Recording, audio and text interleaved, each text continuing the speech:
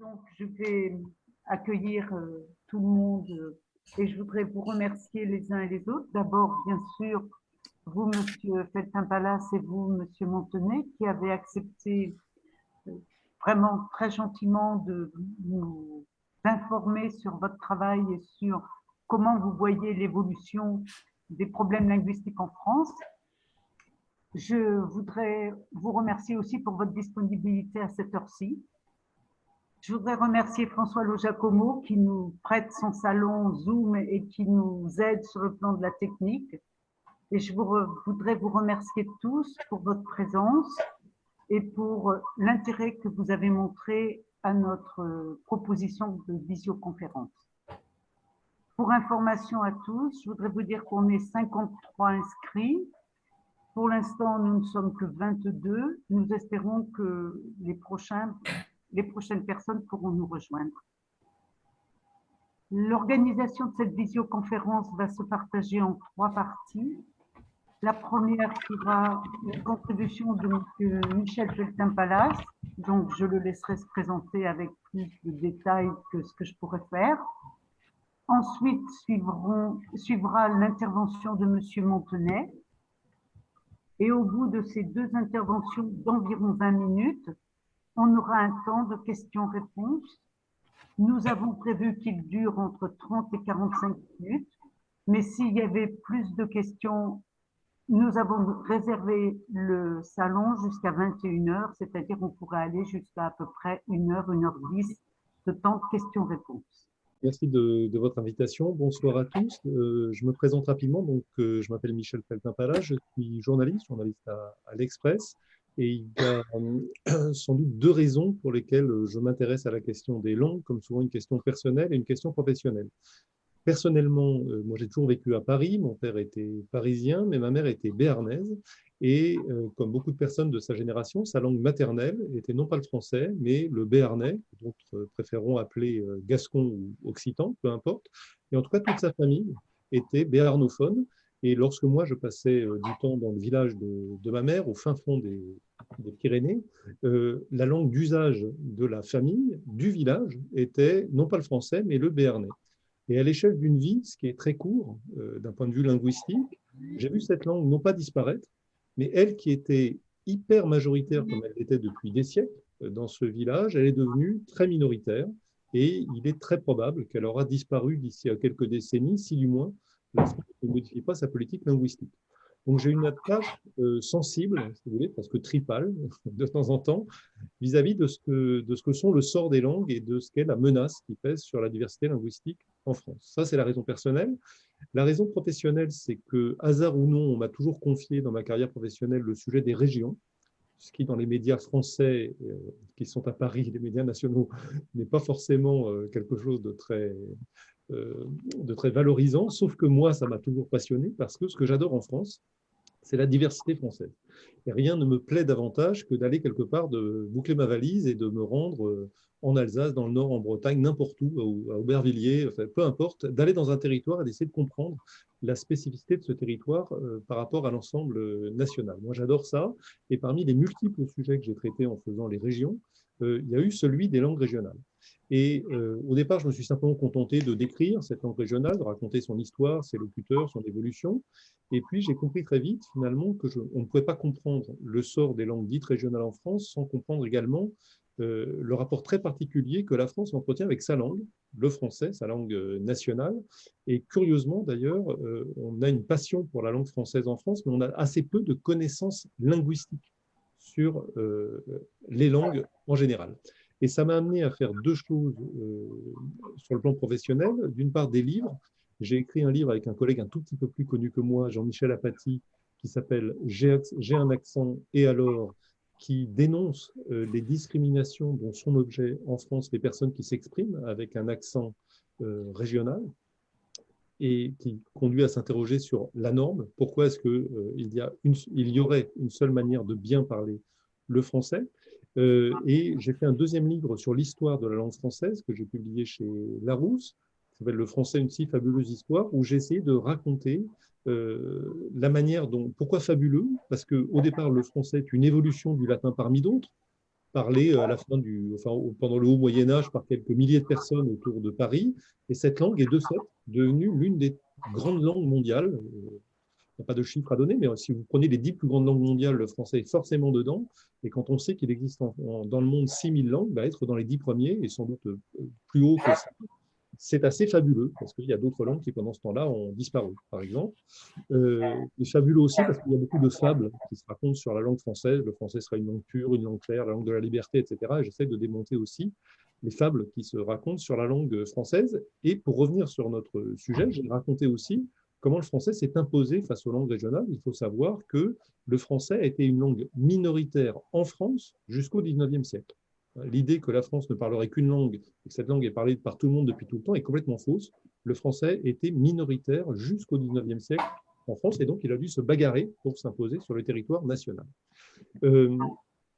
Alors, le thème de la conférence, alors, pardon, et puis il y a une troisième chose que je fais depuis 3 ans maintenant, c'est que j'ai lancé une lettre d'information hebdomadaire sur les langues qui s'appelle Sur le bout des langues, qui s'intéresse aux langues de France. J'écris à la fois sur le français en lui-même, mais aussi sur les langues dites régionales, et puis en général sur les langues du monde de temps en temps. Et ce que je faisais avant de manière un peu sporadique, quand je faisais un livre ou quand je faisais un article sur telle ou telle langue, eh bien, c'est devenu quelque chose de systématique. Maintenant, toutes les semaines, je lis des livres, je rencontre des linguistes, j'écris sur le sujet, et donc petit à petit, je suis monté en connaissance, si je peux dire, sur le sujet. Donc, pour venir sur le thème de la conférence lui-même, on m'a demandé de répondre à une question qui est un peu provocatrice. L'anglais sera-t-il un jour la seule langue parlée en France? Alors, je rassure ceux d'entre vous qui seraient inquiets, je ne suis pas sûr qu'il y en ait beaucoup, mais ce n'est pas une perspective de court terme. Ni vous ni moi ne verrons cela de notre vivant, c'est sûr. Ça n'est pas une perspective de court terme. De notre vivant, aucun d'entre nous ne verra tous les Français parler anglais et seulement anglais en France. Mais ça n'est pas complètement impossible à long terme et je vais tenter de vous expliquer pourquoi. Pour cela, je vais développer 4 parties dans mon intervention. La première partie, c'est que je vais vous rappeler qu'il est arrivé très souvent dans l'histoire que la population d'un territoire change de langue. La deuxième partie, c'est que je vais vous expliquer qu'il y a des conditions pour cela. Je vais vous donner les principales. La troisième partie, c'est que je vais vous expliquer que ces conditions ne sont pas encore réunies en France pour que les Français se mettent à parler français. Et la quatrième partie, c'est que je vais expliquer qu'il y a différents signaux qui vont dans le mauvais sens et qui peuvent laisser penser que le processus a commencé à être enclenché. Alors, première partie, il est arrivé très souvent dans l'histoire que des populations d'un territoire changent de langue. C'est vrai dans le monde, naturellement avec principalement le colonialisme, mais vous allez en Amérique du Sud, on parle espagnol et portugais, principalement, ça n'était évidemment pas les langues d'origine des Sud-Américains. Vous allez en Amérique du Nord, on parle principalement anglais et français, même chose. Vous allez en Afrique, on parle français, anglais, portugais. Ça n'était pas naturel, évidemment. Vous allez au Maghreb, on parle arabe.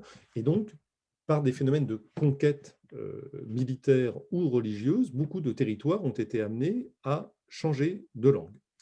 C'est déjà arrivé donc dans le monde, mais c'est déjà arrivé en France. Nos ancêtres, les Gaulois, pour reprendre la formule classique, même si elle est en partie erronée, par les Gaulois, par définition, ils sont passés au latin. Et puis, je parlais de mon Béarn, mon cher Béarn, mes arrière-grands-parents parlaient béarnais, et puis aujourd'hui, tout le monde parle français. Et ce que je dis du Béarn est vrai de la Corse, de l'Alsace, de la Bretagne, de la Picardie et d'ailleurs. Donc, ce sont des phénomènes qui ne sont pas aussi inaccessibles que cela. Mais pour qu'un territoire change de langue, il y a des conditions. Alors, je ne vais pas toutes vous les donner, j'en ai sélectionné 4. L'utilité de la nouvelle langue, l'utilité perçue de la nouvelle langue, le prestige associé à cette nouvelle langue, l'attitude des élites du territoire par rapport à leur ancienne langue, et puis le temps. Alors, je les prends un par un. L'utilité, si je reprends l'exemple des Gaulois et du latin, qu'ont fait les Romains pour conduire les Gaulois à changer de langue? Je vous rassure, ils n'ont torturé personne, ils n'ont mis personne en prison, il n'y avait pas une amende quand vous étiez surpris à parler gaulois. Les Romains ont fait une chose très simple, ils ont fait du latin la langue officielle de l'Empire romain. Et ce faisant, ils ont fait du latin la langue de la promotion sociale. Et les Gaulois, petit à petit, ont compris que s'ils voulaient s'élever dans la nouvelle société romaine ou gallo-romaine, il fallait maîtriser le latin. Que s'est-il passé dans les régions françaises pour que les populations abandonnent leur langue historique et passent au français? La même chose. On a fait du français la seule langue de l'enseignement. La seule langue de l'enseignement et donc de la promotion sociale. il n'était pas possible de devenir médecin en breton, de devenir avocat en picard, de devenir instituteur en corse. Il fallait passer par le français. Et donc les familles ont compris, on leur a fait comprendre, qu'elles devaient changer de langue si elles voulaient assurer l'avenir de leurs enfants. Et donc ce mécanisme est très puissant.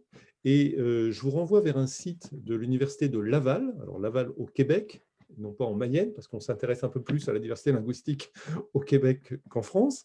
Donc sur le site qui est assez formidable de l'université de Laval, sur les langues, il est écrit ceci: seul l'intérêt économique explique que des communautés abandonnent leur langue pour une autre qu'elles jugent plus rentable. Donc ce phénomène de l'utilité, il est majeur, et c'est cela qui se vérifie très souvent dans l'histoire. Le deuxième facteur, c'est le prestige associé à la nouvelle langue, à la langue qu'on va présenter comme haute, par opposition à la langue ancienne qu'on va présenter comme basse. Il y a deux méthodes qui sont utilisées pour cela et qui peuvent d'ailleurs se cumuler. La première consiste à associer à la nouvelle langue toutes les fonctions de prestige. On va faire de cette nouvelle langue la langue de l'enseignement, je l'ai dit, mais aussi la langue de la politique, la langue de la littérature enseignée à l'école, la langue de la science, la langue de la religion, la langue des grands médias, etc., etc. En France, cette langue de prestige, pendant des siècles et des siècles, ça a été le latin. Et puis, il y a eu un renversement au profit du français à partir du XVIe siècle. C'est l'ordonnance de Villers-Cotterêts qui chasse le latin de la justice. Alors, je ne rentre pas dans le débat pour savoir s'il fallait le remplacer uniquement par le français, comme on le dit souvent, ou par toutes les langues de France, ce que pense la majorité des historiens, mais en tout cas, on a chassé le latin de la justice. On a fait rentrer le latin à l'université, alors qu'avant le français à l'université, alors qu'avant le latin, on avait le monopole. Les écrivains se sont mis à écrire en français, alors que pendant des siècles, on estimait qu'on ne pouvait écrire de vraies œuvres qu'en latin, et c'est Du Bellay, Ronsard et les autres. Et puis la religion, avec la Réforme, puisque les protestants vont considérer qu'il fallait traduire la Bible dans la langue vulgaire, pour la langue du peuple, pour que les gens comprennent, et on a commencé à parler français dans les temples, et donc à parler de Dieu en français et non plus en latin. Donc vous voyez, on a associé au français des fonctions de prestige qui auparavant étaient réservées au latin. Et puis, on a fait une deuxième chose, c'est qu'on a développé un discours méprisant vis-à-vis des anciennes langues, qui d'ailleurs n'ont même pas eu le droit au mot langue, qui ont été traités au mieux de dialecte, au pire de patois. Je donne la définition du mot patois dans l'encyclopédie du XVIIIe siècle, Diderot d'Alembert, donc un texte, vous voyez, des Lumières, donc censé être ouvert. Patois, langage corrompu tel qu'il se parle dans toutes les provinces, chacune a son patois, on ne parle la langue que dans la capitale. Oui. Donc, vous voyez un mépris de toutes les langues parlées historiquement au profit d'une langue qui serait supérieure, le français. Et c'est ce qui fait dire à un sociolinguiste qui s'appelle James Costa: avez-vous remarqué que ceux qui sont censés pratiquer les dialectes et les patois sont généralement des Noirs, des vieux et des pauvres, et que ce sont toujours ceux qui ont le pouvoir, l'Occident, les Occidentaux au temps du colonialisme, Paris en France, qui ont le droit d'établir les catégories et de dire qui parle une langue et qui parle un patois. Ce sont évidemment des constructions, les linguistes le savent, toutes les langues d'un point de vue linguistique sont égales, en revanche certaines sont devenues des langues officielles d'un État, d'autres ne le sont pas. Donc voilà, l'utilité d'une part, un discours valorisant pour la nouvelle langue, dévalorisant pour l'ancienne langue. Et le troisième facteur, c'est l'attitude des élites de la langue qui parlaient la langue historique du territoire. Dans la plupart des cas, il faut dire les choses telles qu'elles sont, ce sont les élites des territoires en question qui trahissent les premières, la langue du territoire en question. Ça a été vrai quand les Gaulois sont passés du gaulois au latin. Les premiers à passer au latin, ça a été les élites gauloises qui ont très bien compris que si elles voulaient s'élever dans la nouvelle société, il fallait maîtriser le latin. Alors elles l'ont fait elles-mêmes, en tout cas elles ont permis à leurs enfants de le faire en les envoyant dans les meilleures écoles où on apprenait le latin. C'était à Marseille, c'était à Autun, c'était à Rome pour certains, et comme ça, leurs enfants ont accédé aux meilleures places. Ça a été exactement le cas pour les régions françaises. On a vu des tas d'élites à Marseille, à Bordeaux, à Brest ou ailleurs passer aux Français avant même qu'on le leur demande. On a vu par exemple le Capitole, Toulouse, donc région prestigieuse avec l'occitan, qui était, vous le savez, au temps des troubadours, une langue très prestigieuse pourtant, donc ils avaient des atouts. Bien, le Capitole s'est mis à écrire ses délibérations en français avant même qu'on lui demande, parce que c'était une manière de se faire bien voir du roi puissant, de s'arroger les meilleures places. Puis il y a un troisième facteur, c'est que les élites, entre guillemets, ont toujours le souci de se distinguer du peuple. Et donc, quand vous maîtrisez la langue prestigieuse, vous vous sentez supérieur au peuple. C'est encore vrai aujourd'hui avec les différents registres de français. On voit que là où les élites résistent davantage, ça va beaucoup mieux pour la langue en question. C'est vrai du Québec, par exemple, où là, il y a une conscience linguistique et où les élites se bagarrent, une partie des élites en tout cas se bagarrent pour défendre le français face à l'anglais. C'est vrai en Catalogne espagnole, par exemple, ou à Barcelone, on estime qu'on n'a jamais eu de complexe vis-à-vis de Madrid. Au contraire, parfois on se sent un peu meilleur que Madrid. Et du coup, les élites barcelonaises ont défendu le catalan. On n'a pas du tout le cas à Perpignan, par exemple, avec la même langue, le catalan, parce que État centralisé et le discours était très différent. Donc, le rôle des élites est très important pour la sauvegarde ou le déclin d'une langue. Et puis, le quatrième facteur, c'est le temps. Les Gaulois ne sont pas passés, on ne change jamais de langue du jour au lendemain, évidemment. Les Gaulois ne sont pas passés au latin en 3 jours. On estime que la fin du gaulois sur le territoire qu'allait devenir la France, ça a duré 5 siècles à peu près, et qu'on n'a plus parlé latin, gaulois à partir du 5e siècle après Jésus-Christ. Si vous prenez Alésia, il a fallu 500 ans pour que le gaulois disparaisse et que toutes les personnes qui habitaient ce territoire parlent latin. Si on prend les langues régionales, et si je reprends le 16e siècle, pour point de départ, on est 5 siècles après, les langues sont encore parlées, on peut encore les sauver, c'est pour ça que moi je me bagarre pour elles beaucoup, parce que c'est une richesse, mais vous voyez le temps qu'il faut pour qu'un territoire change de langue. Alors, ces conditions sont-elles remplies pour que les Français passent à l'anglais? Eh bien, pas encore, et je vais les reprendre rapidement toutes les 4. L'utilité, non. En France, on peut réussir socialement en français, c'est tout à fait possible. Mais on observe depuis quelques années que l'anglais est favorisé, notamment dans l'enseignement supérieur. C'est la loi Fioraso, en 2013, qui modifie la loi Toubon pour favoriser l'anglais dans l'enseignement supérieur et la recherche.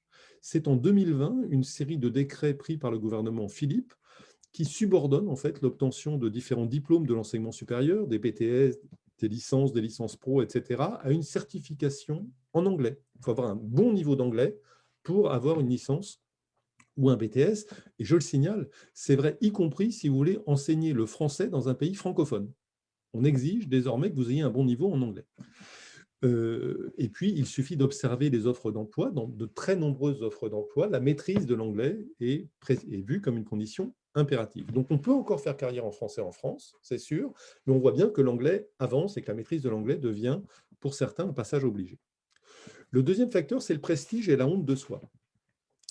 Il faut dire les choses comme elles sont. Dans certains milieux, le français est jugé par nature ringard et l'anglais est jugé par nature moderne. C'est très vrai dans la publicité, c'est très vrai dans les milieux de la communication, c'est très vrai, hélas, dans le milieu de la presse écrite auquel j'appartiens, c'est très vrai des écoles de commerce. Je relisais un article il y a quelques jours de cela. Sachez qu'on ne peut plus étudier à l'école supérieure de commerce de Rennes, on étudie à la Rennes School of Business, et que vous n'étudiez plus à l'école de commerce de Troyes, mais à la South Champagne Business School. Voilà. Toutes les écoles de commerce sont des business schools en France aujourd'hui, et c'est vrai de manière générale dans le monde de l'entreprise. Notez-le, c'est vrai y compris dans des domaines d'excellence de la France. Il n'y a plus de semaine de la mode à Paris. Il y a une Fashion Week. Les couturiers français ne sont pas réputés les plus mauvais du monde. Pas réputés. En gastronomie, on parle de fooding en France, j'entends bien. J'ai lu récemment que Danone vient de remplacer sa marque taille fine par Light and Free. Et le slogan de Danone, c'est One Planet, One Health. Bon, les Français ne sont pas les plus mauvais en cuisine, surtout si on se compare avec les Anglais, quand même, normalement. Vous voyez que même là, voilà, ça dérive un peu. Le problème, qu'il y ait quelques milieux professionnels qui raffolent des anglicismes, ce ne serait pas très grave s'ils restaient entre eux. Je n'ai strictement rien contre les peintres en bâtiment, mais si les peintres en bâtiment parlaient anglais entre eux, ce n'est pas très grave. Le problème de ces milieux, de la pub, de la communication, c'est que la manière dont ils parlent ont une influence sur les autres puisqu'ils communiquent auprès de tout le monde. Et c'est ça qui est inquiétant, c'est que ce sont des milieux qui, à mon avis, pour l'instant, sont encore isolés, mais qui ont une influence sur le langage des autres, d'autant qu'ils sont supposés vecteurs de modernité. Et donc, ils ont un facteur d'attraction puissant. J'en profite pour tordre le cou à un cliché. Beaucoup de collègues me disent « Moi, j'utilise des mots anglais parce que c'est plus court. » C'est vrai, l'anglais est plus court que le français, mais ce n'est pas du tout la raison pour laquelle ils passent à l'anglais. On passe à une langue parce qu'elle est plus prestigieuse. Si les gens ont envie d'utiliser des mots anglais à la place de mots français, parce que l'anglais est la langue des États-Unis, qui est la puissance moderne, la plus puissante en économie, la puissance militaire, puissance technologique, puissance culturelle avec Netflix, Hollywood, Disney et les autres. Et c'est pour ça que certains parlent anglais. Au XVIe siècle, beaucoup de Français se sont mis à raffoler des italianismes, parce que la grande puissance au temps de la Renaissance, c'était l'Italie, et pourtant les mots italiens ne sont pas plus courts que les mots français. C'est toujours ça qui fait. Troisième facteur, la trahison des élites. On y est en plein, je viens d'en parler. J'ajoute que malheureusement, ça n'est pas que le secteur privé qui raffolent des anglicismes, y compris les politiques, y compris, je ne fais pas de politique en soi, mais notre président actuel qui parle de Startup Nation et qui s'emploie à parler anglais à l'étranger, y compris quand il est en Allemagne, n'est pas forcément le meilleur exemple. Je rappelle que le gouvernement vient de lancer le pass sanitaire, pass sans E. Je suis désolé, moi je croyais que pass en français, ça prenait un E. Et le pire du pire, je vous avoue que ça me fait mal au cœur, le ministère de la Culture a lancé le pass culture sans E. Pass culture sans E, le pays de l'exception culturelle. Bon, donc on ne peut pas dire que les élites défendent de toute leur force le français contre l'anglais. Et puis le dernier facteur, c'est le temps. Alors je disais qu'il a fallu 500 ans pour passer du gaulois au latin et que pour les langues régionales qui résistent encore, on en est à plus de 500 ans. Voilà. Bah là, les lois dans l'enseignement supérieur, ça fait 10 ans. Donc on en est au tout début du processus. Donc évidemment, cette condition-là n'est pas remplie. Donc les conditions ne sont pas encore remplies pour que les Français se mettent à parler anglais entre eux, mais il y a donc de nombreux signaux qui vont dans le mauvais sens, c'est ma dernière partie. Il y a tous ceux que j'ai cités, j'ajoute les anglicismes. Je peux accepter des anglicismes quand il y a un nouveau produit qui arrive, qui a été inventé par les Américains. Bon, voilà, on n'a pas de nom encore en France, admettons qu'on prend le nom anglais, mais je parle d'anglicismes qui remplacent des mots français bien installés et qui sont utilisés entre Français. Vous avez remarqué qu'on n'arrête plus de trafiquants en France, on arrête des dealers, que les équipes de France de rugby ou de foot n'ont plus d'entraîneurs, elles ont des coachs. Et des exemples comme ça, je pense que vous en avez des dizaines chacun. Donc on voit bien qu'il se passe autre chose que la simple avancée technologique. La télévision. Quand Marcel Provost m'a proposé cette conférence, j'ai travaillé et j'ai regardé les titres des émissions de télévision françaises aux heures de grande écoute. Une semaine lambda, c'est la semaine du 3 au 9 octobre sur les chaînes de la TNT. Bien, vous aviez le choix entre Chicago Fire, Good Doctor, Cash Investigation, BFM News, The Voice All Stars, Atlantic Crossing, American Pickers. Je parle de chaînes françaises aux heures de grande écoute. En 2013, j'avais regardé la liste des 100 émissions qui ont fait le plus d'audience de l'année. Plus de la moitié portaient des noms anglais. Je parle bien de la télévision française. Vous allez dans nos rues. Carrefour, petite PME francophone qui se débrouille, nous a lancé dans toutes les rues françaises pour les Français des Carrefour City et des Carrefour Market. Je pense qu'effectivement, les Français n'auraient pas supporté, ils n'auraient pas compris si c'était marqué Carrefour Marché. Vous voyez, ça, ce n'était pas possible. Il faut que ce soit Carrefour Market en France. J'observe que certaines familles privilégient l'anglais pour l'éducation de leurs enfants. Recours à des babysitters, le mot est bien choisi, anglaises. J'ai vu pendant la campagne municipale à Paris de 2020, le candidat qui n'a pas duré, Benjamin Griveaux, mais qui était quand même le candidat macroniste, donc qui était quelqu'un d'important, demander dans son programme que les crèches et les maternelles passent à l'anglais, à Paris. Donc on voit bien qu'il y a un certain nombre de signes qui vont dans ce sens-là, qui ne sont pas malheureusement un signe d'ouverture culturelle, parce que moi je suis un amoureux des langues, donc ça me réjouirait. Mais j'observe qu'on ne le fait que pour l'anglais. On n'a rien de tel pour l'italien, le portugais, l'espagnol, le japonais et les autres. C'est bien donc un rapport de domination de l'anglais face au français, d'infériorisation du français face à l'anglais, et ni un signe d'ouverture culturelle, ni un signe d'échange culturel. Donc ma conclusion, si je devais conclure de tout ça, c'est que je pense que le français ne va pas être remplacé par l'anglais pour 3 raisons. La première, c'est que, je vous l'ai dit, toutes les conditions ne sont pas réunies. La deuxième, c'est que le français a un état. Ça n'était pas le cas du gaulois, ça n'est pas le cas pour les langues régionales, ce n'est pas le cas pour les Amérindiens d'Amérique du Sud face à l'espagnol et au portugais, etc. Et qu'on sait qu'il est plus facile pour une langue de se défendre quand elle peut s'appuyer sur un État si elle le veut, s'il y a une volonté politique, évidemment. Et puis, la troisième chance du français, c'est qu'il a la francophonie.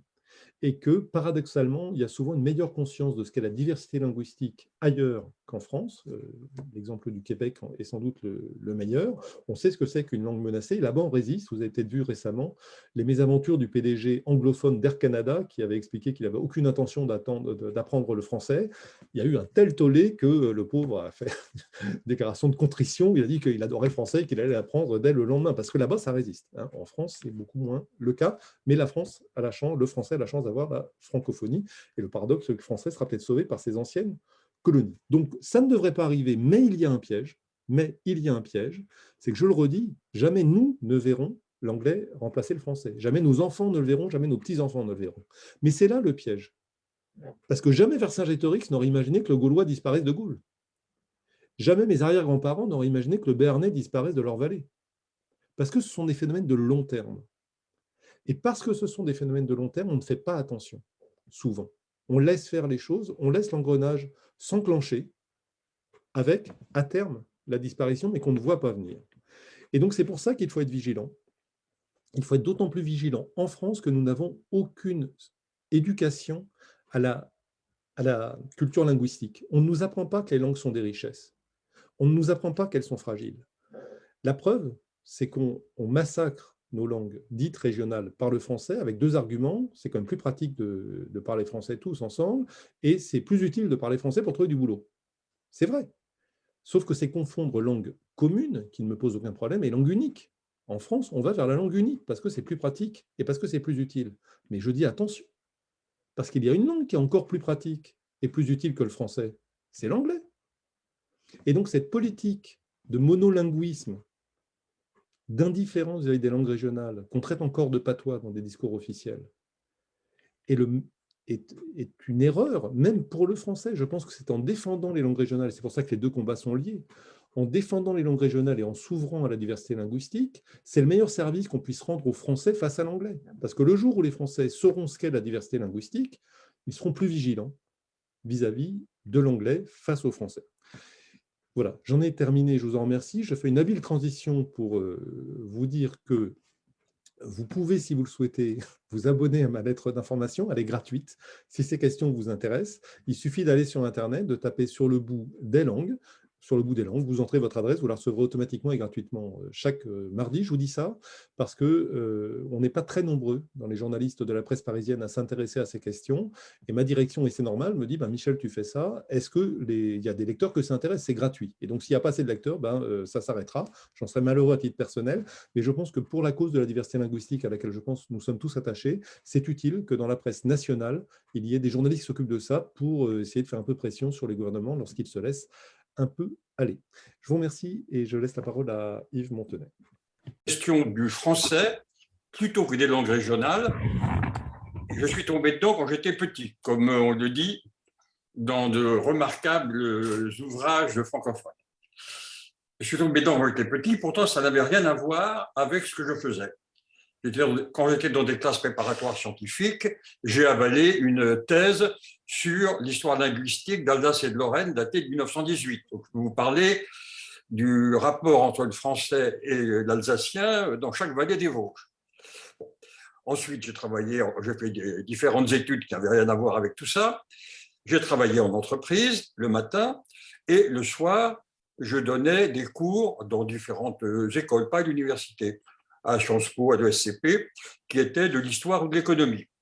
Mais ça n'a pas empêché que c'était un souci permanent et que, par exemple, en entreprise, quand nous avons décidé de conquérir l'Amérique, ce qu'on a à peu près réussi, eh bien, j'ai pesé pour que ça se passe par le Québec et c'est ce qui s'est fait. Pas seulement par solidarité linguistique, mais aussi parce que, pour d'autres raisons que je pourrais vous expliquer si on me pose des questions. Et ce n'est qu'après ma retraite que j'ai pu écrire des livres et multiplier mes articles sur le français et l'analyse de la situation dans le monde. Alors je dis bien l'analyse de la situation et non pas la belle langue que je respecte, que j'essaie de pratiquer, mais il y a des gens qui sont bien plus forts que moi dans ce domaine. Par contre, il y a moins de gens qui savent ce qui se passe, je ne sais pas, dans la bourgeoisie malienne ou ailleurs. Voilà, donc j'ai fait un tour très rapide. Ensuite, je voulais parler de pourquoi la question se pose-t-elle. Eh bien, ce n'est pas la peine, M. Fetapala vient d'en parler très bien. Donc, la question se pose pour des raisons que vous connaissez maintenant. Je vais passer rapidement aussi sur les mesures de protection du français. Alors, comme l'a dit M. Feltin-Palas, il y a un État, cet État fait des lois, et la plus connue, c'est la loi Toubon, il y a aussi la Constitution, qui disent que le français est la langue du pays. Il y a des lois plus ambiguës, comme la loi Fioraso, la clause Molière. Je répondrai aux questions sur ce sujet. Mais disons qu'il y a un État qui, pressé par certains, dont nous-mêmes, quand je dis nous, ce sont des associations de défense du français, je suis vice-président d'Avenir de la langue française, donc il y a un État qui peut faire des lois. Ensuite, ces lois sont-elles appliquées? Alors là, on retombe sur beaucoup de choses qui ont été dites tout à l'heure. Il n'y a pas toujours de prestige, il y a le poids des agences de communication et il y a aussi l'ignorance parce que les juges, les magistrats que nous saisissons pour faire appliquer la loi tout bon, ils ne sont pas au courant. Alors, il faut faire une longue bagarre contre des avocats tout à fait prestigieux en face. Et en général, nous perdons, mais pour des points tout à fait secondaires. Pas sur le fond, mais ça n'a pas d'importance, c'est perdu. Et quelquefois, nous sommes pénalisés financièrement. Et comme nous sommes une petite association, on ne peut pas multiplier les procès. Donc, si l'on regarde bien, et là je renvoie aux juristes et aux questions, si on regarde bien tous les attendus où nous avons perdu, ils sont contradictoires. C'est-à-dire que si nous avions la capacité de faire une sorte de procès global en reprenant tous les procès anciens, il est probable qu'on gagnerait. Mais ce n'est pas l'état d'esprit, ce n'est pas dans l'air du temps. Alors maintenant, je passe à un autre point. Je vais essayer de vous passer de partager l'écran, mais je ne vais pas y passer trop de temps. Si je n'y arrive pas tout de suite, non. Si je n'y arrive pas tout de suite, j'y renonce. Alors, je vous dis ce qu'il y a sur mon plan, il y a ce que je suis en train de vous dire, et puis il y a un petit dessin d'un formateur en entreprise, comme j'en ai connu beaucoup, et qui dit « Il est tellement ridicule de parler français en France », il dit en anglais, bien sûr. Tous ces gens qui parlent de défi au lieu de dire challenge. Alors, challenge, c'est le mot que je déteste le plus parce que non seulement c'est un mot anglais qui ne dit rien de plus que le mot français, mais en plus, ça torture l'orthographe et la prononciation. Or, ça se répand. Donc, je passe sur ce point. Quelles sont les langues que l'on parle en France aujourd'hui? Alors, bon, la réponse simple, on parle français et quelques personnes connaissent l'anglais. Il y a le cas des langues régionales. Pour aller un peu plus vite, ce sont des langues qui méritent tout le respect et toute la défense qu'on a fait avec M. Pétain-Palace, mais qui, d'un point de vue statistique, j'ai eu une formation parallèle de démographe, qui est venue en plus pour m'amuser des autres formations. Et d'un point de vue démographique, elles pèsent quand même de moins en moins. Alors, il y a des exceptions locales, il y a des villages basques, mais globalement, les langues en France, que ce soit les langues régionales ou que ce soit les langues de l'immigration, l'arabe dialectal, le berbère, l'italien, l'espagnol, le portugais, en général, elles ne sont pas transmises. Il y a quelques études de l'INSEE là-dessus, pas très fréquentes, mais enfin, de loin en loin, ça suffit pour voir l'évolution. Et on voit que toutes les langues autres que le français ne sont pas transmises dans les familles, ou ne sont transmises qu'à 50%, puis 25% en 2 générations et 12% en 3 générations, sauf une, c'est l'anglais. Il n'y a pas beaucoup de familles françaises bilingues, français-anglais, mais celles-là, elles transmettent l'anglais. Et alors, je passe à la transmission, je reprends ce que disait M. Pétain-Palace sur le rôle de l'école, l'évolution dans l'enseignement, ce qui explique que ça pourrait aller beaucoup plus vite que le gaulois, puisqu'il n'y avait pas de scolarisation obligatoire en latin à l'époque gauloise. Il fallait que quelqu'un veuille percer socialement. C'est d'ailleurs toujours le cas aujourd'hui dans certains pays. Au Maghreb, jusqu'à présent, c'est en train d'évoluer un peu, pas beaucoup. Et pour percer, il fallait parler français. Sauf dans le domaine de la religion et du droit, où il fallait parler arabe. Puisque je vous rappelle que les Maghrébins ne parlent pas arabe. Ils parlent d'Adarja, ils parlent de berbère, plutôt les berbères, et les Darja, c'est-à-dire des langues locales. Mais si on veut aujourd'hui percer dans le droit, dans la religion, c'est presque synonyme au Maghreb, il faut apprendre un arabe plus classique. Alors, je ne veux pas me battre sur ce que c'est qu'un arabe classique, qu'un arabe standard, qu'un arabe coranique, mais il faut bien parler. Et si on veut percer dans d'autres domaines, il faut parler français. Maintenant, cela commence un petit peu.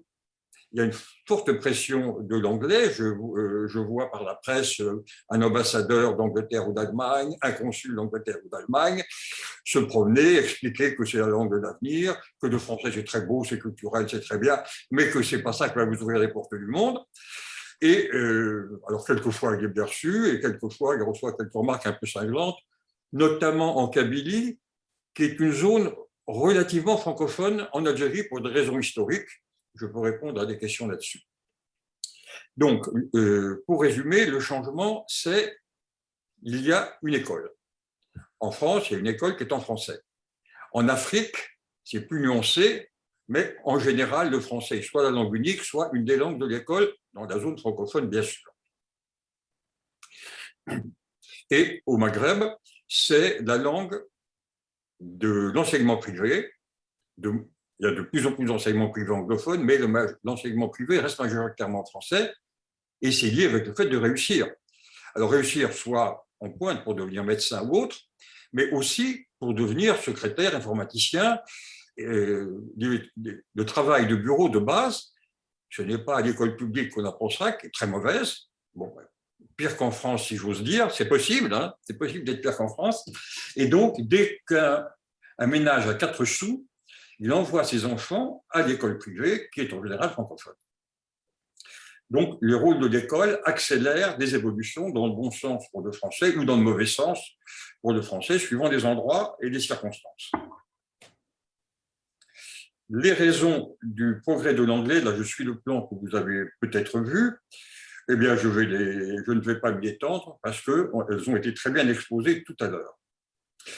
Et néanmoins, je rajoute quelque chose, c'est que la dégradation d'école, pour laquelle je suis assez sévère, fait que les entreprises aujourd'hui, puisque je suis un ancien employeur et je suis gardé toujours des contacts et des lectures surtout, parce que les contacts se font rares dans ce milieu, on est obligé de multiplier la formation en français pour des nouveaux embauchés qui sont français. On est obligé de faire des tests, d'envoyer des formations complémentaires. Et ça a été mis encore plus en valeur qu'il y a quelques années avec l'usage des courriels. C'est-à-dire que l'intéressé doit écrire, et quand il écrit, on s'aperçoit qu'on ne sait pas très bien ce qu'il veut dire, que logiquement, ça ne tient pas debout, qu'il y a des fautes d'orthographe. Donc, il y a un échec relatif à l'apprentissage du français. Est-ce que c'est lié à l'apprentissage concomitant de l'anglais? Je ne crois pas, sauf, techniquement, il n'y a pas de raison. Techniquement, quand on apprend une langue, ça aide à apprendre une autre. Donc, techniquement, il n'y a pas de raison.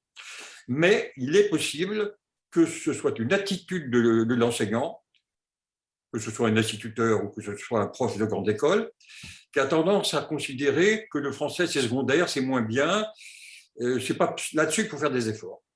Donc, le côté psychologique, ce n'est pas un côté technique, puisque au contraire, comme je viens de le dire, apprendre le latin, apprendre l'anglais, apprendre l'allemand, ça aide aussi à bien parler français.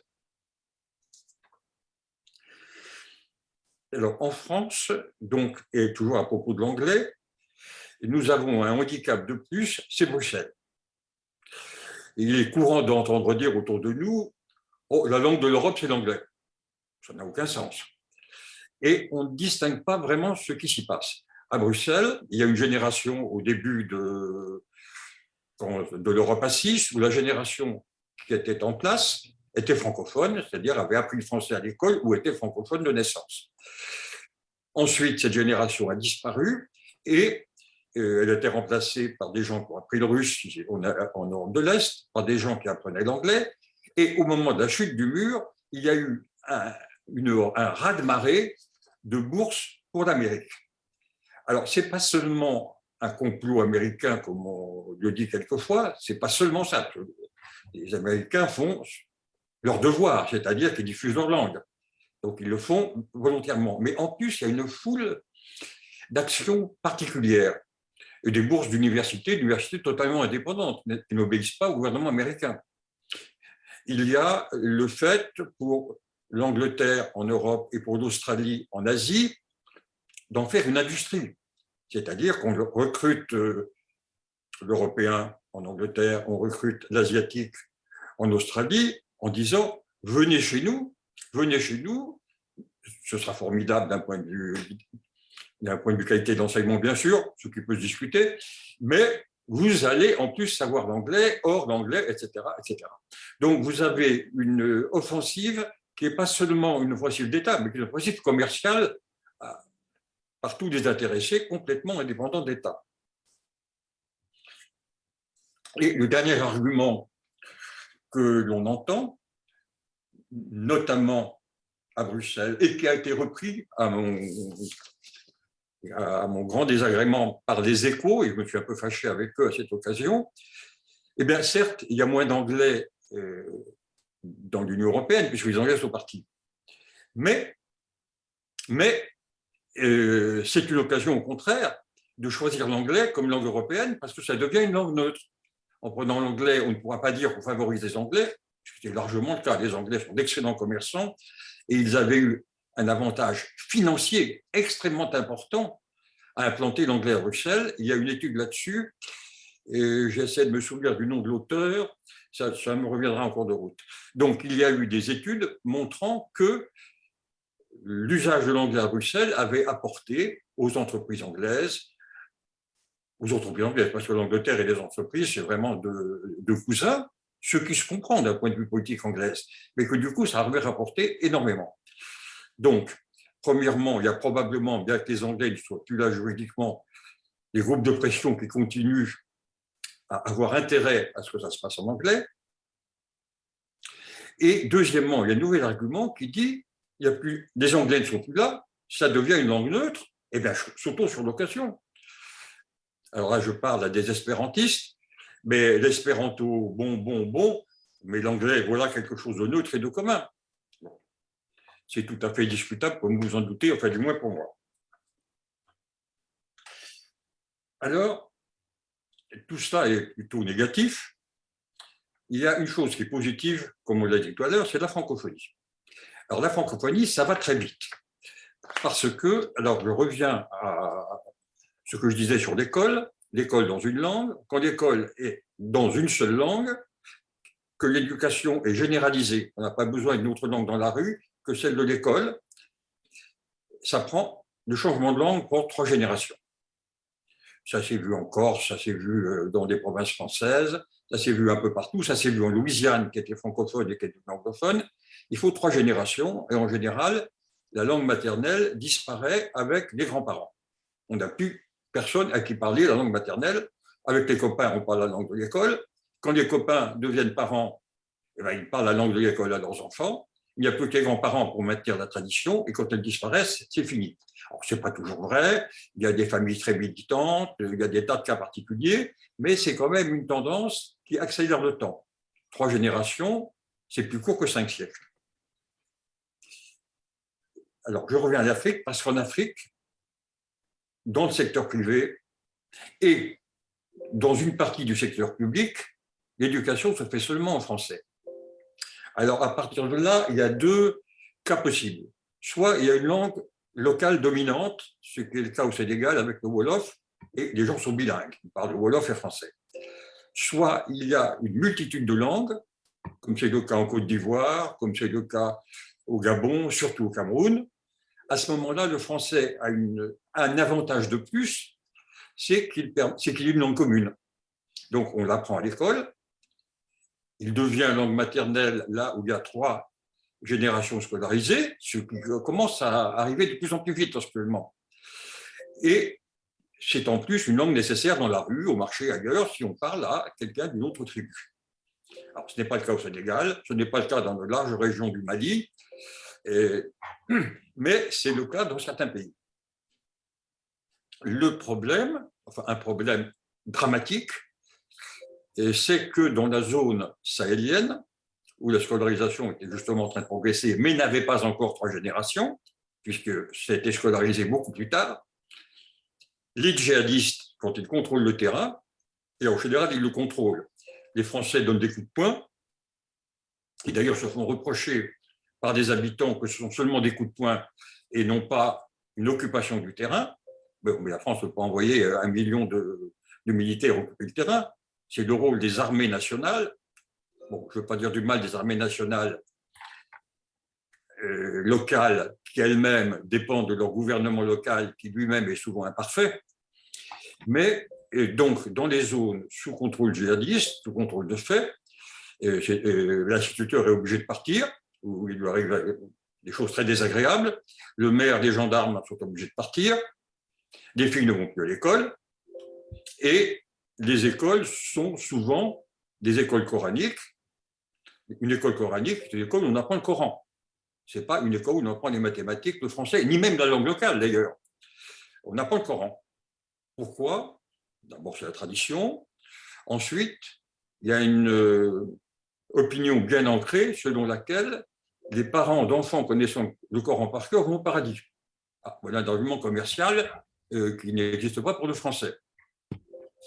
Donc, c'est un point négatif. Si j'oublie une seconde ce point négatif, l'accélération de la démographie africaine, le nombre d'enfants par femme est passé de 7-8 à 4-5. Mais 5, c'est quand même une multiplication par 2 fois et demi à chaque génération, et les générations sont courtes. Donc, le nombre de gens scolarisés en français augmente très vite, et comme ça a commencé il y a quand même un certain temps, le nombre de gens scolarisés en français depuis 3 générations augmente très vite aussi.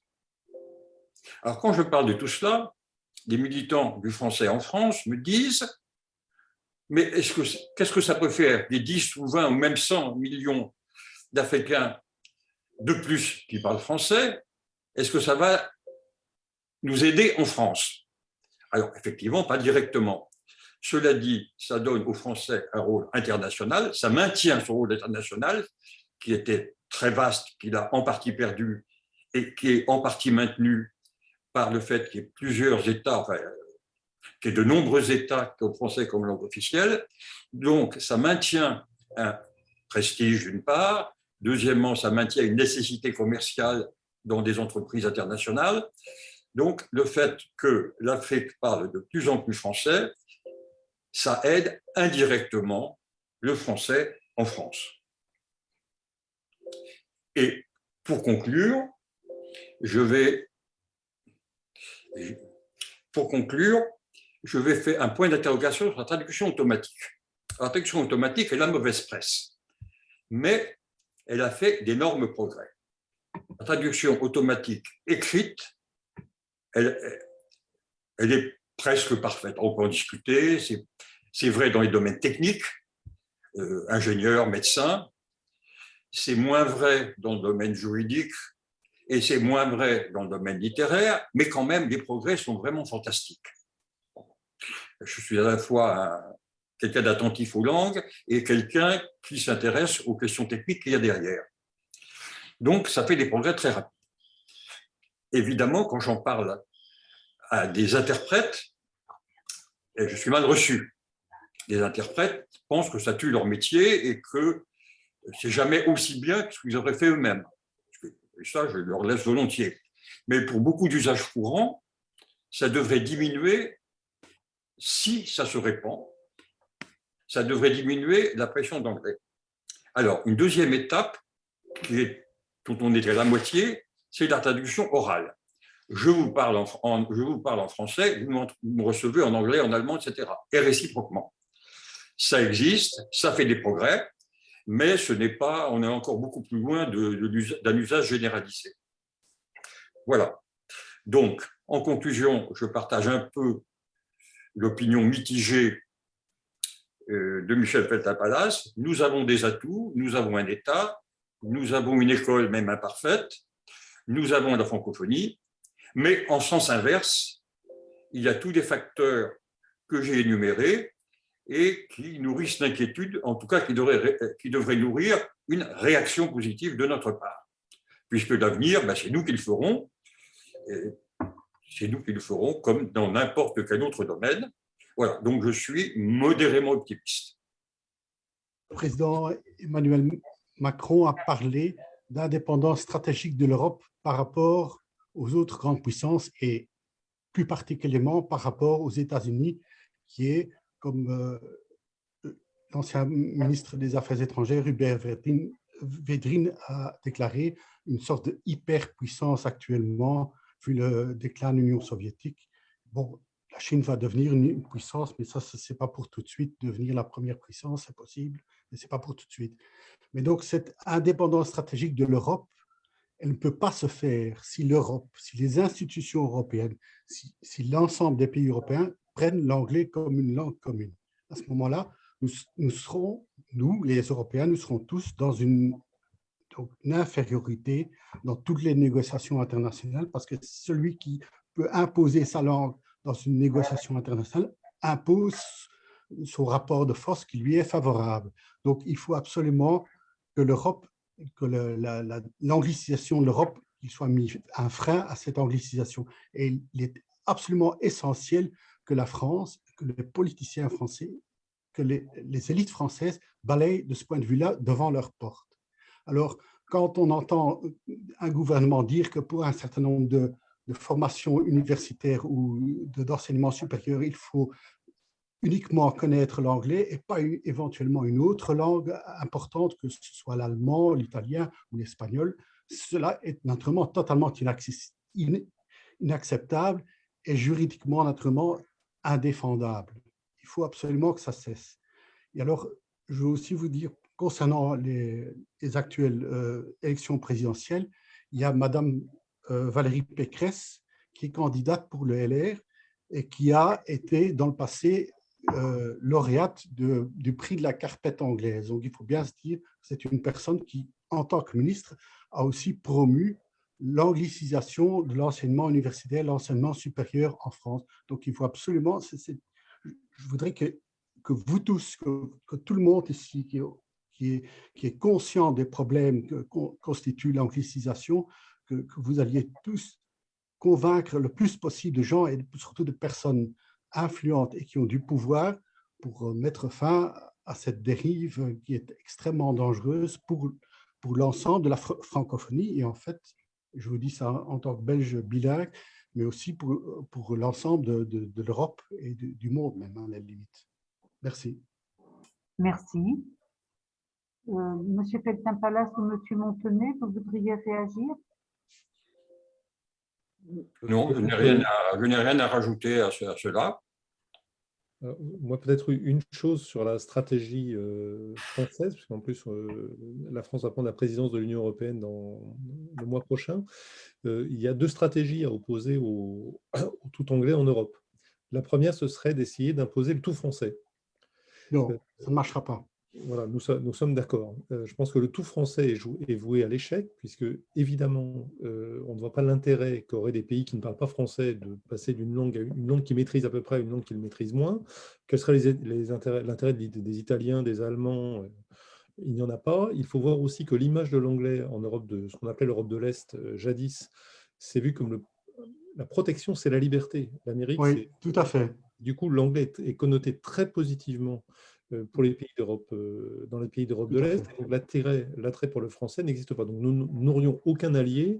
Et il s'agirait finalement de remplacer un nationalisme linguistique par un autre. Nous en serions les bénéficiaires en tant que Français, mais il ne faut pas s'attendre à ce que les autres pays nous aident à cela. Donc cette stratégie, me semble-t-il, est vouée à l'échec. Il y a donc une autre stratégie possible, qui est une stratégie du multilinguisme, c'est-à-dire de défendre, non pas certains voudraient les 27 langues. C'est pas possible. C'est très louable, mais on voit bien les problèmes techniques que cela pose. En revanche, 3 langues, par exemple, qui pourraient être 4 peut-être. On peut discuter effectivement de ça. Je n'ai pas d'avis dessus. Je décris les stratégies qui sont menées actuellement. Il y aurait le français parmi ces 3 ou 4 langues, et sans doute l'allemand et l'anglais. À côté de l'anglais, il s'agirait de réduire la place de l'anglais à défaut de l'éliminer complètement. Cette stratégie a plus de chances de réussir, de mon point de vue, parce qu'effectivement, on aura des alliés dans ce cas-là.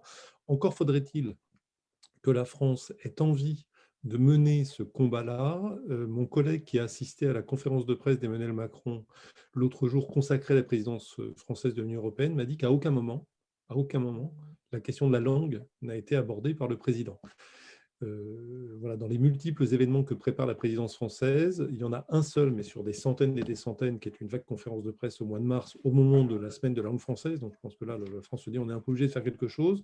De mon point de vue, pour connaître un petit peu les milieux politiques et les côtoyer sur ces questions-là, je ne sens pas une volonté politique très forte. Je crains, ça n'est pas forcément le seul motif pour voter à la présidentielle prochaine, mais effectivement, Valérie Pécresse, dans son parcours, n'a pas montré une folle envie de défendre le français dans son parcours. Voilà, donc je ne suis pas sûr que les candidats principaux, pour l'instant, soient très, très allants dessus, dans ce camp-là, en tout cas. Mais voilà, les choses peuvent changer. Je maintiens, ce que je dis surprend souvent, mais je vous assure que c'est une conviction profonde, j'en ai parlé avec beaucoup de linguistes. Notre culture monolingue en France, paradoxalement, nous ouvre davantage au tout anglais, puisqu'en fait, on a une approche en France de la langue comme quelque chose de purement utilitaire et pratique, comme je le disais. Du coup, on ne respecte pas notre patrimoine linguistique.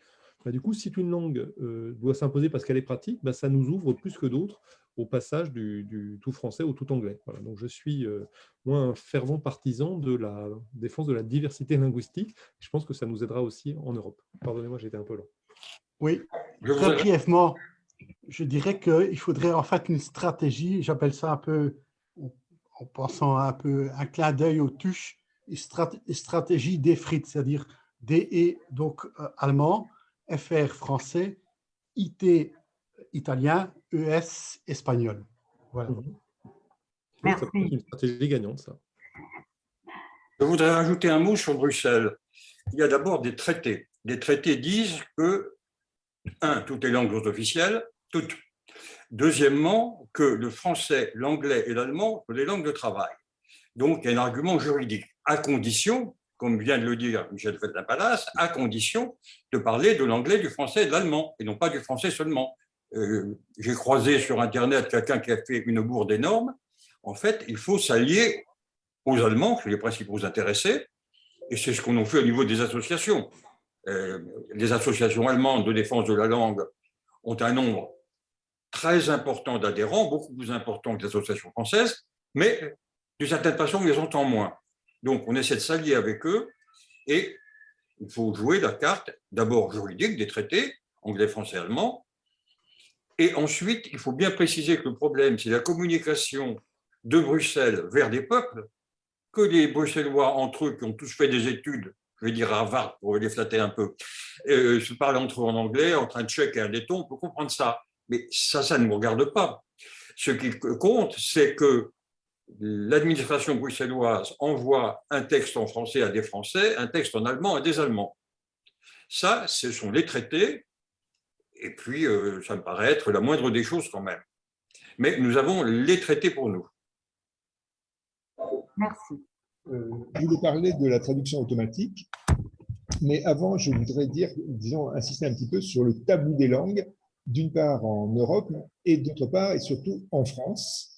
Par exemple, il y a quelques semaines, pas beaucoup de semaines, le gouvernement a fait une grosse communication sur le développement de l'industrie touristique en France, qu'il allait y avoir un certain nombre de millions d'euros qui seraient consacrés à la promotion du tourisme en France.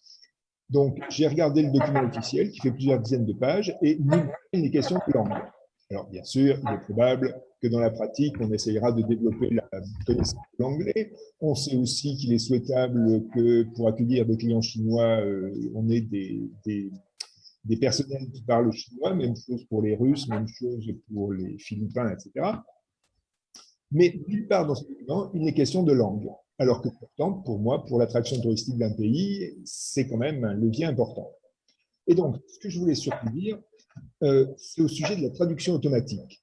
Il se trouve que depuis quelques mois, pour Europe Démocratie Espéranto, j'essaye de traduire dans toutes les langues officielles un certain nombre de documents que je trouve importants, publiés initialement par l'Union européenne, non pas des documents administratifs réglementaires, parce que cela, quand il s'agit juste d'appliquer le règlement, c'est traduit dans les différentes langues, mais des documents de recherche scientifique, en particulier des enquêtes d'opinion dans tous les pays de l'Union européenne pour savoir ce que pensent les Polonais, ce que pensent les Slovènes, et en général, ils ne pensent pas la même chose que les Français ou les Portugais. Et ces documents ne sont disponibles qu'en anglais, en général, ou bien de temps en temps en anglais, français et allemand, mais c'est quand même assez rare. Donc, j'essaye de les mettre à disposition de tout le monde, et comme je ne suis pas capable de traduire moi-même dans toutes les langues, je le fais faire par le traducteur automatique de l'Union européenne, qui marche assez bien, comme on l'a dit tout à l'heure.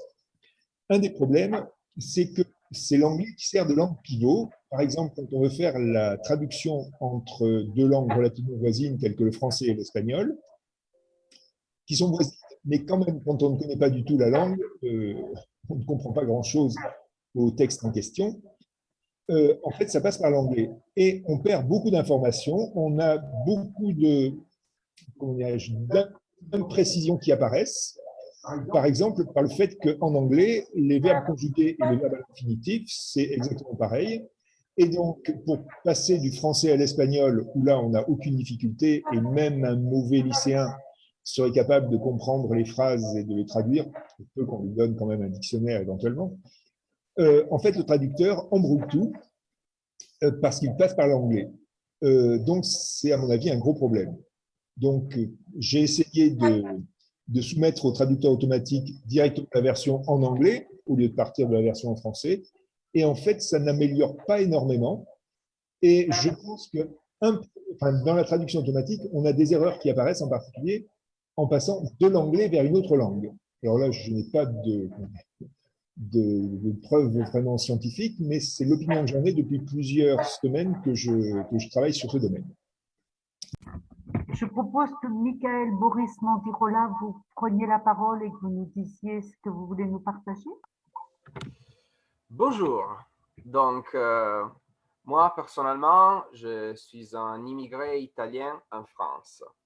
Et je viens d'un pays où on a un peu la conviction que les Français prennent sa langue beaucoup plus à cœur que les Italiens. Et en fait, en arrivant ici, je dirais que je n'ai pas trop perçu, au moins dans la perspective du français et de l'anglais. Et en particulier, je pense qu'il y a deux phénomènes qui peut-être ils sont un peu des niches. Moi, je suis ingénieur, donc je l'ai vu dans mon milieu, mais que je trouve qu'ils sont peut-être des cloches d'alarme. Il m'est passé de voir, par exemple, des collègues à moi, français, couple français, qui décident de parler en anglais à ses enfants. Pourquoi? Car l'anglais, c'est la langue du futur, selon eux. Ou des collègues qui décident de consommer que des produits culturels en anglais et pas en français, parce que la priorité, c'est d'améliorer son anglais. Donc, je vois qu'aussi, il y a un risque de recul de la culture de ces pays. J'étais en train de dire de notre pays, car quand même, j'habite, je vis ici.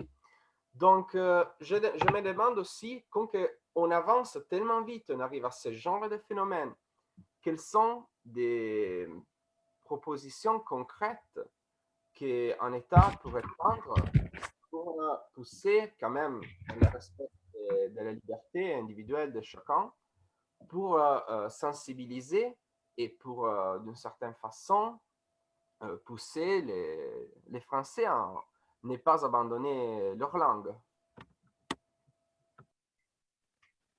Merci. Qui souhaite faire des propositions concrètes pour répondre à Monsieur Mandirola?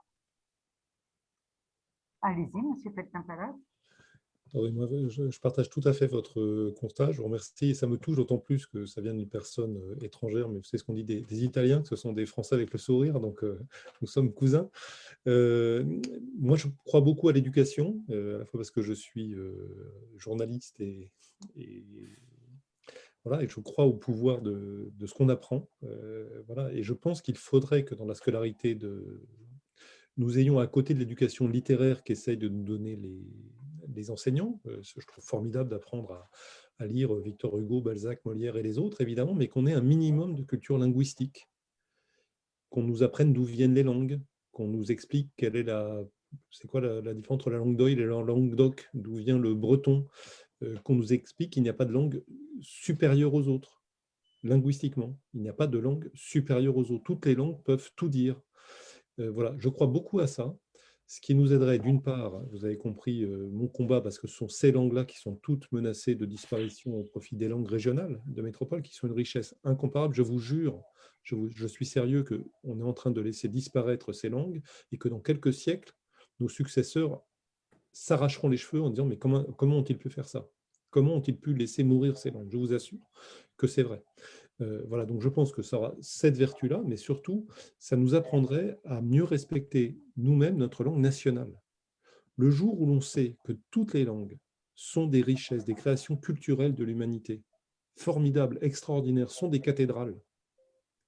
Le français est une cathédrale, mais toutes les langues de France sont des cathédrales et toutes les langues du monde sont des cathédrales. Toutes, je vous assure.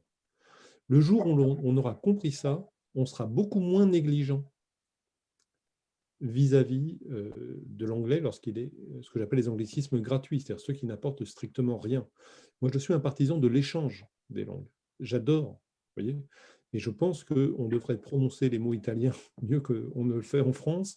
Je serais ravi qu'il y ait des mots italiens qui viennent dans la langue française. Le problème de l'anglais, certains me disent, mais tu exagères en luttant contre les anglicismes parce que les échanges entre les langues, c'est un phénomène naturel. Ces personnes ont raison. Les échanges entre les langues sont un phénomène naturel. Le français est très différent de l'italien. Pourquoi? Parce que les Francs sont arrivés chez nous de manière massive au nord de la Loire et qu'ils ont très fortement influencé le français. Le français est la langue la plus germanique des langues latines. Donc très bien, les échanges de langues ne me posent aucun problème. Le problème avec l'anglais, c'est que ça n'est plus un échange, c'est une domination. Depuis 1945, je simplifie un peu, le français n'emprunte quasiment plus qu'à l'anglais. Le français n'exporte plus vers l'anglais. Et donc, on a là des caractéristiques, si vous voulez, qu'on n'a jamais vues dans l'histoire. L'anglais est présent sur les 5 continents. Ça n'était pas le cas du latin, par exemple.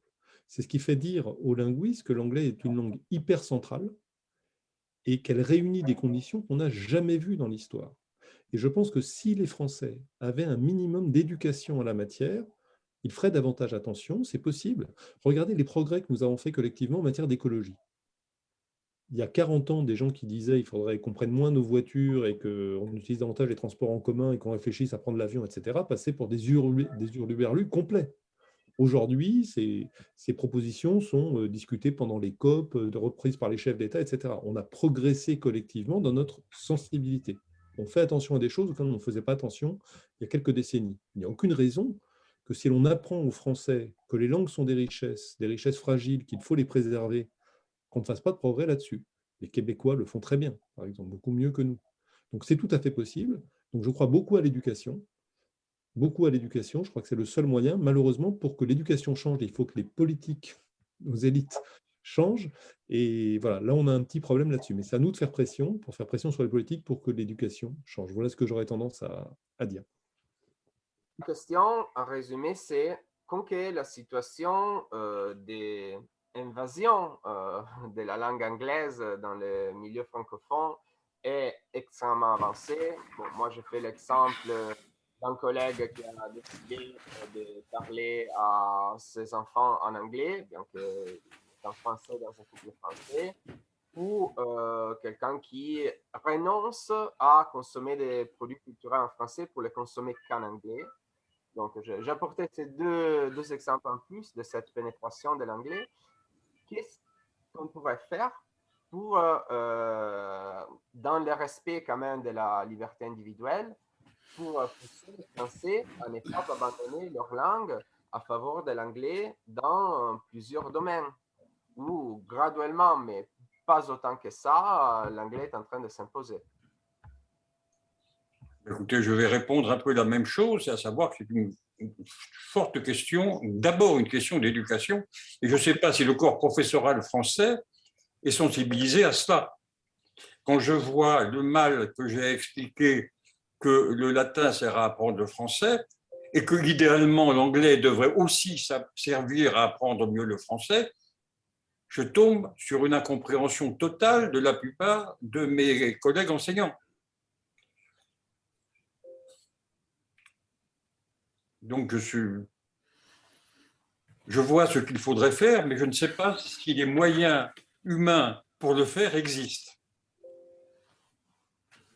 Je voudrais ajouter quelque chose qui concerne les médias, parce que comme je le disais tout à l'heure, les médias, pas parce que je suis journaliste, mais ont évidemment, les médias audiovisuels principalement, une influence sur l'ensemble de la population française. Disons les choses comme elles sont, la loi Toubon prévoyait des mesures assez strictes pour les médias audiovisuels français, et la loi Toubon a été détricotée par le Conseil constitutionnel. L'article 2 de la Constitution, auquel M. Montanet faisait allusion tout à l'heure, qui dit « La langue de la République est le français », a été voté en 92. 92, c'est Maastricht, et la France abandonne sa souveraineté monétaire, ce qui est un acte très fort pour un État d'abandonner sa souveraineté monétaire. La langue des marchés financiers est en anglais, il y avait une crainte chez les parlementaires de voir l'anglais par ce biais progresser encore plus en France. Et donc, ils ont voté un article de loi, enfin, ils ont modifié la Constitution en ajoutant la langue de la République est le français. L'adversaire, et tous les débats parlementaires sont très clairs, c'est l'anglais. Les parlementaires insistent en disant surtout cet article ne doit pas être utilisé contre les langues régionales. Les parlementaires insistent, le gouvernement s'y engage par la voie du garde des Sceaux. Ce sera contre l'anglais. Que s'est-il passé par la suite? Le Conseil constitutionnel a utilisé l'article 2 systématiquement contre les langues régionales. On l'a encore vu il y a quelques mois au moment de la loi dite Molac en faveur des langues régionales. Mais surtout, il a interprété la décision en disant que ça ne devait pas s'utiliser contre l'anglais dans les médias audiovisuels au nom de la liberté d'expression et de communication.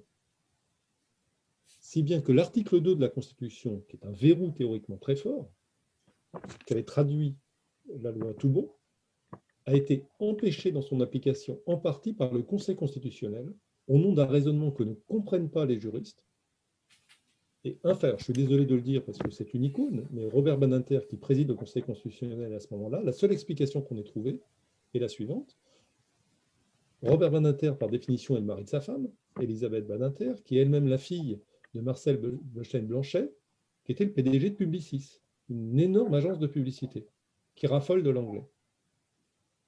Et donc, ça ne résume pas un homme, mais moi, la seule explication, ça fait longtemps que je travaille dessus et que j'interroge tout le monde, la seule explication qu'on m'ait donnée qui paraît avoir une consistance, c'est celle-ci. Ça, plus le mépris des langues régionales, si bien que l'article 2 de la Constitution, qui était fait contre l'anglais et qui ne devait avoir aucune incidence sur la langue régionale, n'est pas utilisé contre l'anglais et est utilisé contre les langues régionales.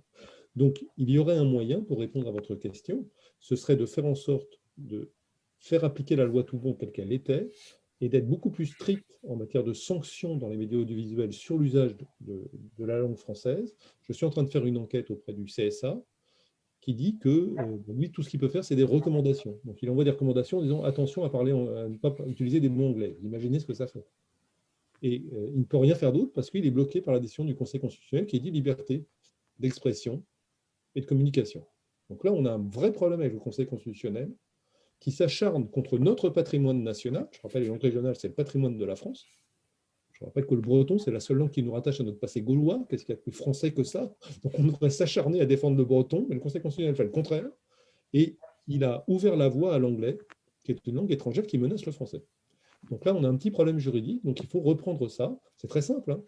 Enfin, très simple. Il faut changer la Constitution. C'est pas simple. On a dû la changer, je crois, 60 fois depuis 58. On peut le faire 61 fois. Hein. Il faut changer la Constitution pour sauver les langues régionales d'une part, ça c'est mon combat, et défendre le français contre l'anglais. Si un gouvernement a cette volonté-là, avec le Parlement, ça se fera, et le Conseil constitutionnel ne pourra plus rien dire.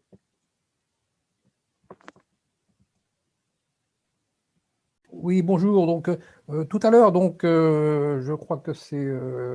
Donc, on a dit qu'effectivement, le français avait un avantage, c'est qu'il avait un État, hein, en parlant de la France.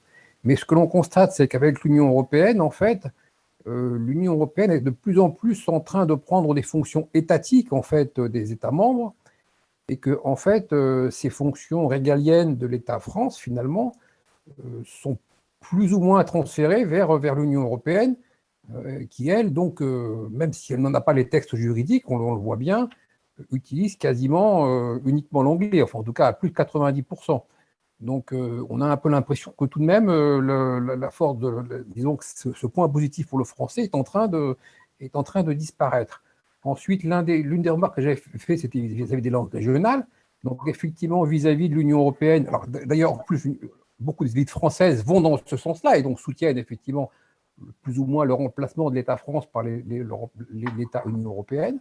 Ensuite, vis-à-vis du plurilinguisme, on entend beaucoup au niveau de l'Union européenne défendre le multilinguisme et parfois justement en faveur des langues régionales contre les langues nationales. Et un petit peu, quand j'ai fait la remarque qu'effectivement certains journalistes promouvaient l'anglais contre le français, ce n'est pas tous les régionalistes, mais effectivement, c'en est qui ont souvent un petit peu l'appui, je dirais, des élites plus ou moins européennes. Hein. Donc, c'était un peu ma remarque. Donc, j'ai un peu le sentiment que finalement, l'État France est en train de s'affaiblir. Alors, certes, il y a la francophonie, mais est-ce qu'il n'y a pas un risque qu'effectivement, le français devienne la langue d'un certain nombre de pays de la francophonie, notamment en Afrique, mais de moins en moins la langue de la France, finalement? Oui, je dis, est-ce que l'anglais va devenir la langue des Français? Je ne vais pas reprendre l'intervention liminaire que j'ai faite. Pour vous répondre effectivement sur les liens entre l'Europe et les régionalistes, vous avez raison de dire qu'il y a eu un temps où l'Europe a vu dans les régionalistes et réciproquement un allié objectif pour affaiblir les États-nations. L'Europe voulait monter en puissance face aux États-nations, les régionalistes avaient le sentiment, à tort ou à raison, d'être écrasés par l'État-nation, et donc il y a une sorte d'alliance objective entre régionalistes et Union européenne. Je dirais que c'est fini depuis une vingtaine d'années, et qu'on a aujourd'hui une logique d'Union européenne qui fonctionne toute seule, qui n'a plus besoin de s'appuyer sur les régionalistes. Et pour répondre à votre question, je connais bien les milieux régionalistes, parce que je défends les langues régionales, et donc vous avez raison de dire que certains se réjouissent de voir le français attaqué par l'anglais. Et moi, je parle avec eux et je leur explique la même chose qu'à vous, c'est-à-dire que je pense que les deux combats sont liés, qu'il faut défendre. Moi, je défends les langues faibles contre les langues fortes. Je défends les langues régionales contre le français et le français contre l'anglais. Mais leur réaction ne se justifie pas, mais s'explique par le fait qu'ils ont le sentiment que la France, de fait, écrase les langues régionales, et disent, ils vont comprendre ce que c'est que de voir sa langue écrasée et méprisée quand les Français voient des mots français remplacés par l'anglais. Oui, ils ont un sentiment de vengeance un petit peu. C'est pas malin, c'est humain, mais c'est pas malin. Ou plutôt, c'est pas malin, mais c'est humain. C'est qu'ils disent, vous voyez, c'est ça qu'on vit, nous, depuis des siècles. Notre langue n'est pas respectée et on nous impose une autre langue, le français. Eh bien, vous, français, vous allez être remplacé par l'anglais, vous allez comprendre ce que ça fait. Voilà. C'est ça le raisonnement. C'est pas malin, hein, j'en conviens, mais c'est humain. Et deux, surtout, c'est très minoritaire. C'est-à-dire que moi, je connais beaucoup de gens qui parlent une langue dite régionale, et en général, ce sont des amoureux du français, parce qu'en fait, ils aiment les langues. Dès que vous aimez votre langue et vous vous battez pour elle, parce qu'elle est menacée, vous aimez les langues. La plupart des gens que je connais sont comme ça. Après, vous avez une petite minorité qui se réjouit de l'affaiblissement du français face à l'anglais, qui voit ça comme une sorte de vengeance par procuration, quoi. On est en train de vous faire ce que vous nous faites, nous. Donc c'est pour ça que pour moi, vraiment, le combat pour la diversité linguistique ne se partage pas. Il faut défendre toutes les langues, et surtout les langues faibles contre les langues fortes, et donc défendons les langues régionales à côté du français. Moi, je suis pour le français langue commune, ça ne me pose aucun problème, et ça nous aidera, une fois qu'on est attaché à la diversité linguistique, on est très vigilant face aux anglicismes gratuits. Merci. Je voudrais donner la parole à Julien Ferrat. Monsieur Falas et Monsieur Montenay pour vos différentes interventions. Alors moi, dans mon cas, je suis cadre de ressources humaines du coup dans une entreprise internationale. Donc forcément, où l'anglais est la langue de travail.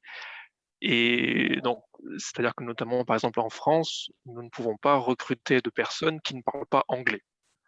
Et même au-delà, alors en France, la loi nous oblige, par exemple, dans le cadre d'annonces de recrutement, à avoir des annonces en français. Par contre, dans d'autres pays, y compris des pays latins, c'est le Portugal, l'Allemagne que d'autres, les annonces d'emploi sont exclusivement en anglais. Il n'y a même plus de traduction dans la langue de ces pays-là. Donc voilà, pour nous, dans ce milieu-là, je dirais, d'entreprise au niveau international, l'anglais est omniprésent.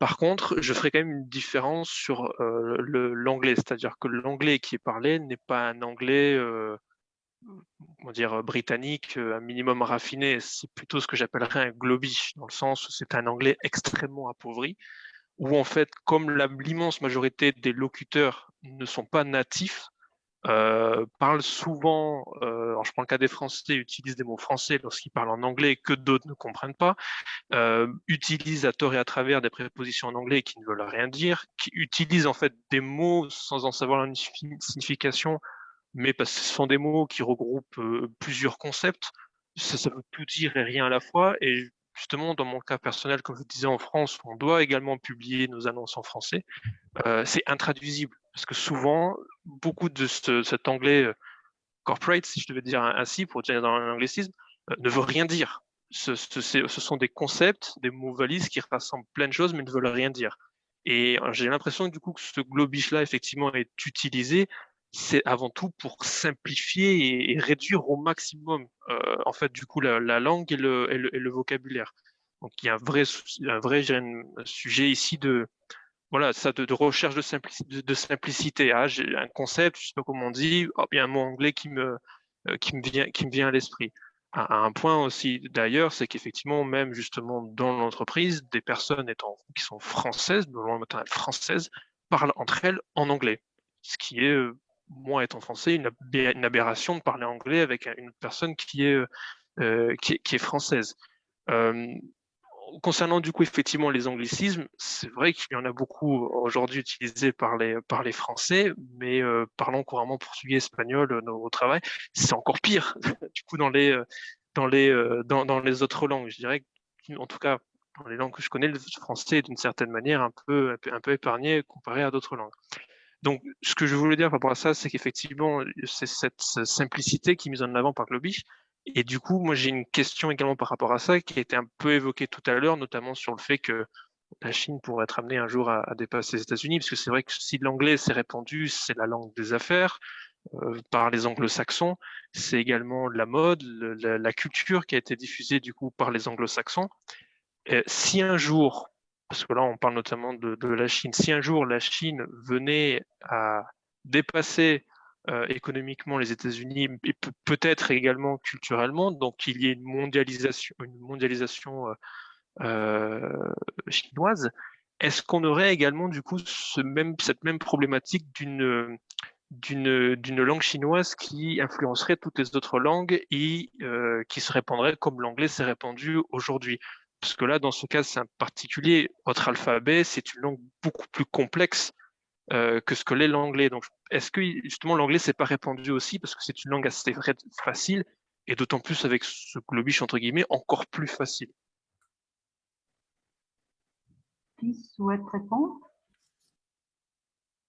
Allez-y, Monsieur Montenay, après Monsieur Peltin-Palas. Oui, est-ce que vous m'entendez?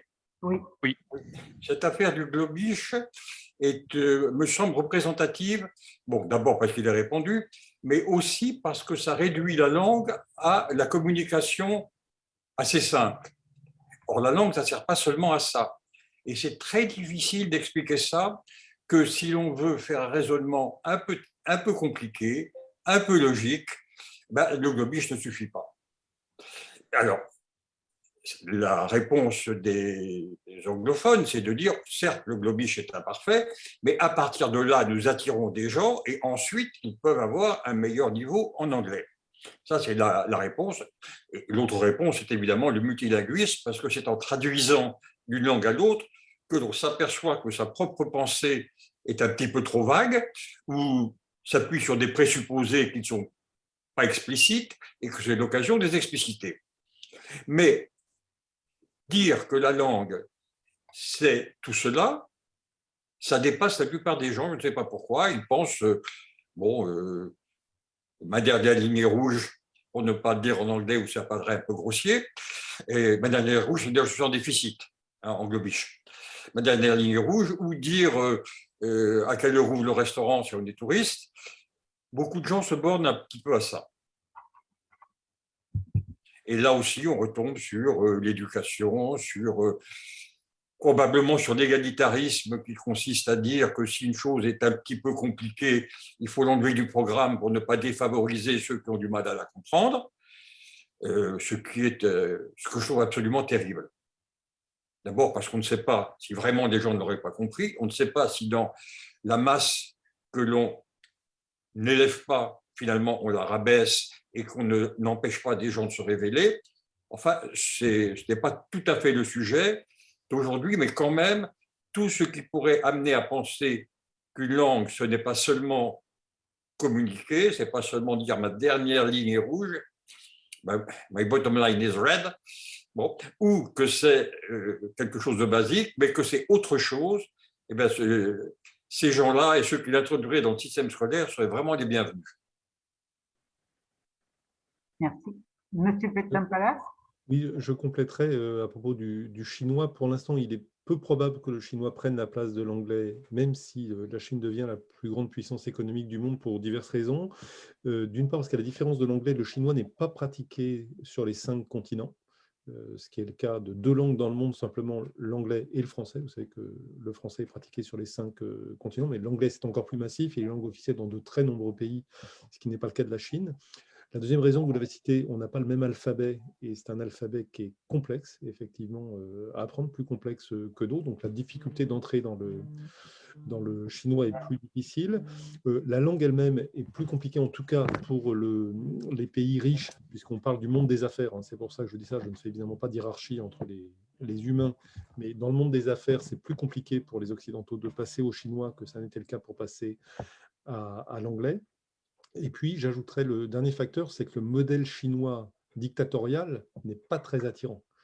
C'est très différent des États-Unis, qui, après la Seconde Guerre mondiale, ont su, avec une part de propagande, mais s'installer comme le pays de la liberté et avoir un mode de vie qui a donné envie à beaucoup de gens à travers le monde, qui a été attirant pour beaucoup d'humains à travers la planète, qui avaient envie d'avoir le mode de vie des Américains, de consommer de la culture américaine, etc. Le modèle chinois du Parti communiste chinois, c'est un peu moins attirant. Voilà. Donc voilà des facteurs qui me semblent, enfin, qui font penser aux linguistes que j'interroge, parce que le chinois ne remplacera pas l'anglais. Encore une fois, on est sur des phénomènes de long terme. Imaginons qu'il y ait une démocratie qui s'installe en Chine dans 10 ou 20 ans. Voilà, les choses pourraient changer. Mais effectivement, ce n'est pas très moral, les histoires de langue, mais le passé colonial de l'Angleterre lui a fourni une base arrière à travers le monde qui est formidable, que n'ont pas les Chinois. Ça a été aussi la colonisation française, c'est un des atouts du français, la colonisation arabe, etc. Enfin, tout ça, je vous dis encore une fois, c'est pas moral. Vous savez, j'aime bien dire cette phrase d'un linguiste qui dit: vous connaissez la différence entre une langue et un dialecte, c'est que la langue a une armée. Voilà. Et ça résume assez bien les histoires de domination entre les langues. Je voudrais donner la parole maintenant à Michael Liebman.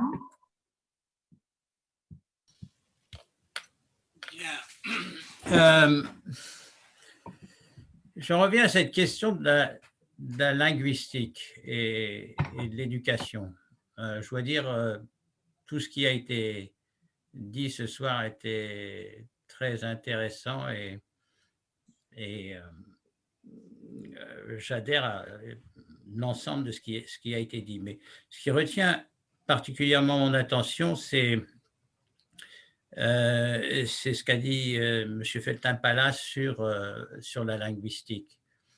Parce que j'ai l'impression que ce que l'on enseigne dans le système français, c'est par une série d'automatismes, une série de phénomènes dont nous discutons ce soir, que nous examinons de façon critique, mais nous sommes vraiment ultra minoritaires.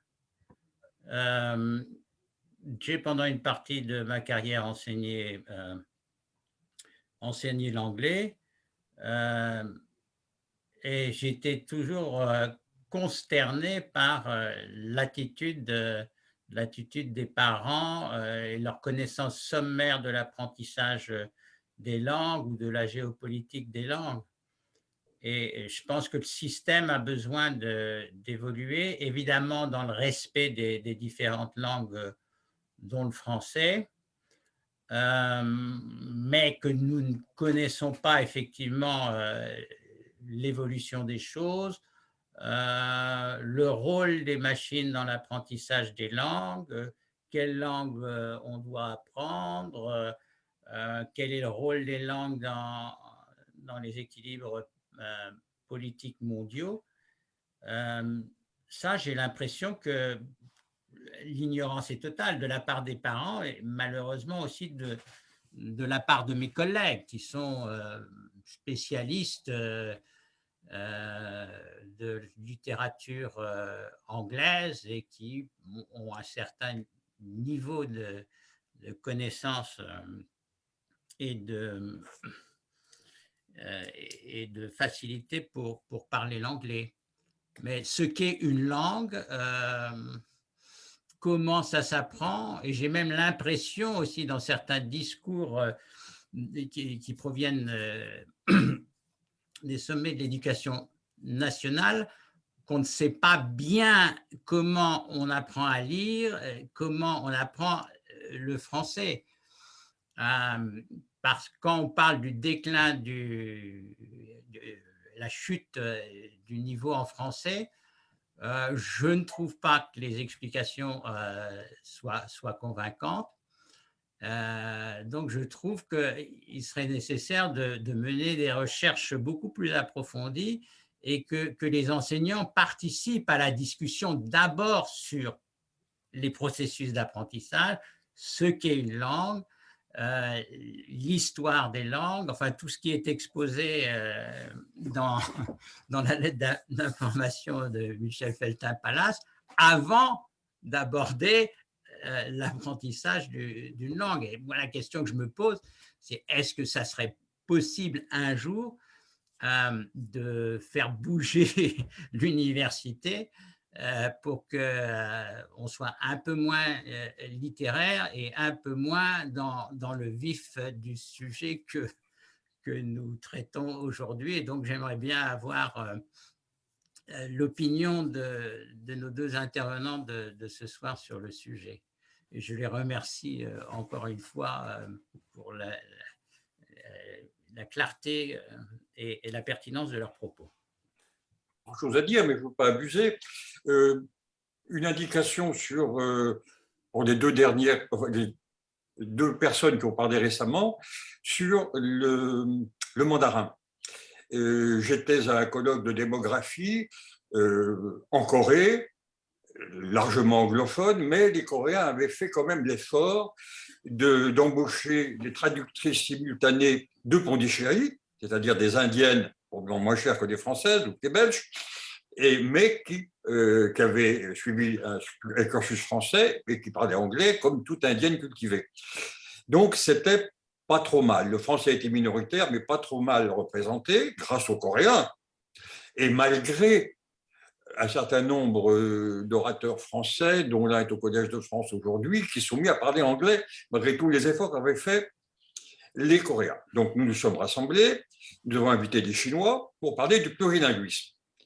Les Chinois nous ont dit, je vais résumer brutalement, parce qu'ils ont été plus polis que ce que je vais dire, ils ont résumé brutalement en disant, vous les Français, vous n'avez pas beaucoup de chance, mais nous, vous allez voir, on va faire des colloques en mandarin, et les gens sont obligés de venir, et ils sont obligés d'apprendre le mandarin, sinon, ils sont en dehors du coup.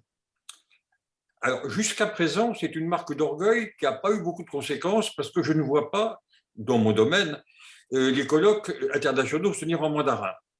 La volonté est là. J'ai vu aussi qu'on avait coupé récemment les films, ou réduit à presque rien les films américains pour couper justement l'attrait de la culture américaine. Il y a un effort dans ce domaine. Je ne sais pas s'il va marcher.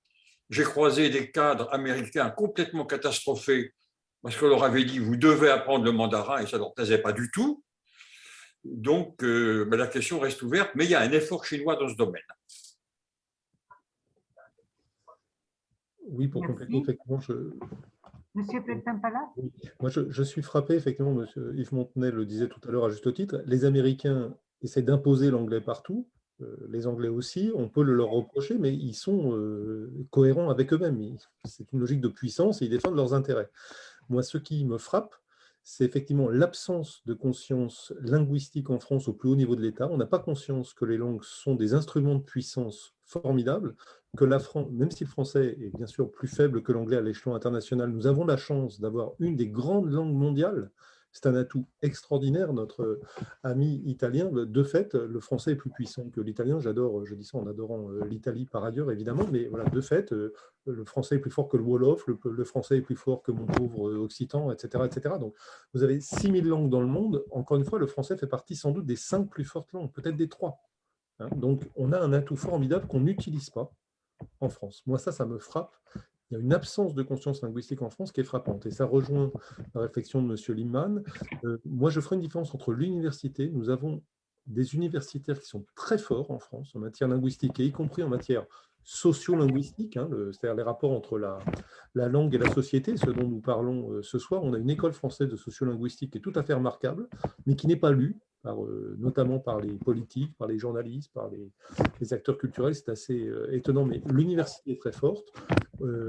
Effectivement, le problème, c'est l'éducation nationale. C'est-à-dire que nos instituteurs et nos enseignants, moi je ne leur jette pas la pierre, ils n'ont pas dans leur formation initiale, ni dans leur formation professionnelle, de cours sur la question. On ne leur apprend rien en la matière. Quand on n'apprend rien sur quelque chose, on n'y connaît rien. Moi, il y a des tas de domaines où je suis complètement incompétent, évidemment. L'école devrait avoir des modules, moi ce que j'appelle de déniaisement linguistique, avoir quelques notions de base. Voilà, au moins ça tous. Et on devrait apprendre tous que les langues sont une richesse. À quoi ça sert une langue? Ça sert à être soi-même. Ça sert à être soi-même. On le sent bien, nous qui sommes tous francophones ici. Enfin, pour beaucoup, certains sont devenus et je les admire encore plus.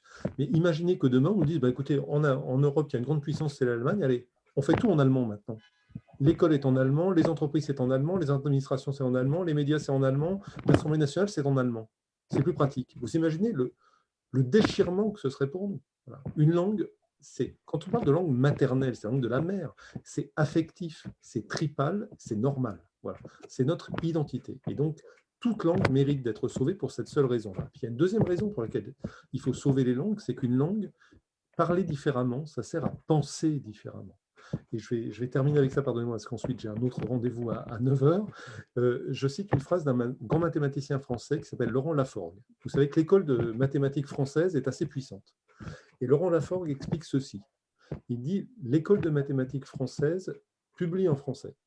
Mais ce n'est pas parce que l'école de mathématiques française est puissante qu'elle peut publier en français, c'est parce qu'elle publie en français qu'elle est puissante. Parce que le fait que nous raisonnions en français, ça crée des connexions neuronales différentes des chercheurs anglo-saxons et ça nous amène à trouver des choses que ne trouvent pas les chercheurs anglo-saxons. Une langue, il faudrait se dire ça tous ce soir.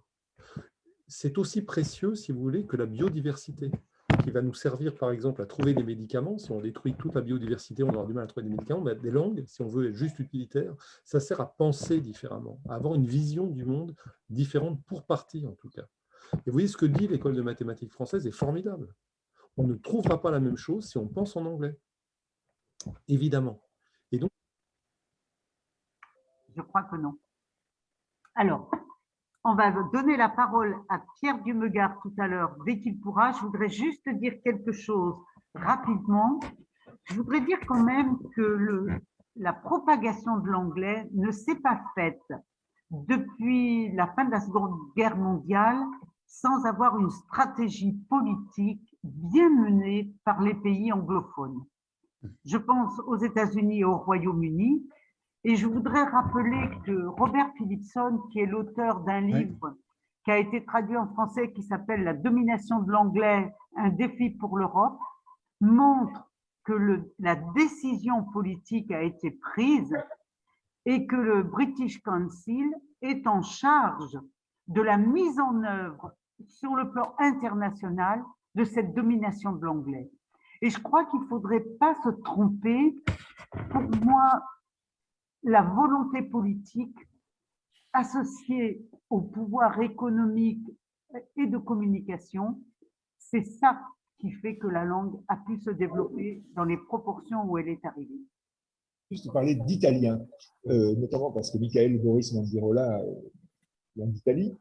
Et en fait, l'italien, c'est aussi une langue qui pourrait être puissante en Europe, puisqu'il y a à peu près autant de locuteurs de l'italien que de locuteurs du français. En Europe, je ne parle pas du reste du monde.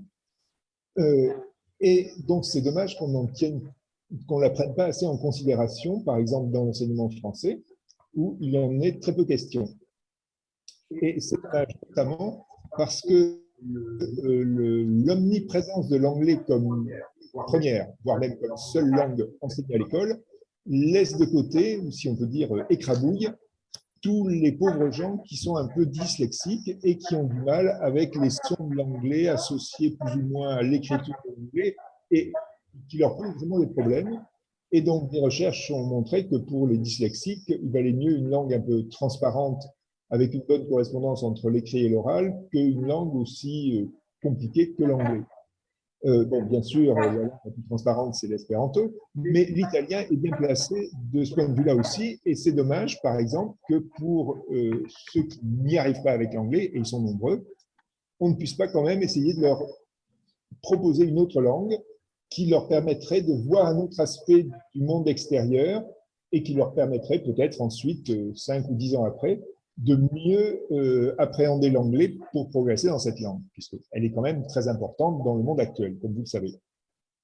Et puis, toujours à propos de l'italien, Michael Boris Mandirola disait qu'il avait connu en France des parents français qui avaient presque honte de leur langue et faisaient élever leurs enfants en anglais. Malheureusement, je pense que c'est aussi un petit peu vrai en Italie, puisque, par exemple, il y a 2 ans, donc j'étais tête de liste pour les élections européennes pour Europe Démocratie Espéranto, et des Italiens, une organisation italienne, avait fait une pétition pour demander à tous les candidats de s'engager contre la corruption. Donc, il y avait une version en italien et une version en anglais. J'aurais bien voulu signer la version en italien, mais dans les cases, c'était impossible. Donc, j'ai écrit aux responsables en leur demandant comment c'est-il que je ne puisse pas m'engager en italien à lutter contre la corruption. Eh bien, on m'a répondu parce que en italien ne peuvent signer que les candidats italiens. Tous les autres candidats doivent signer en anglais. Donc dommage. Voilà, c'est tout ce que j'avais à dire pour l'instant. Merci. Je voudrais vous demander, Monsieur Montanet, si vous voulez ajouter quelque chose et peut-être conclure. Bien, je conclus que c'est plutôt le pessimisme qui est majoritaire ici, ce qui est assez logique, mais c'est dommage parce que c'est pas comme ça qu'on avance. Et bon, donc la conclusion est bien que tout le monde aille se prendre un verre à Abidjan et puis on en reviendra optimiste. Voilà.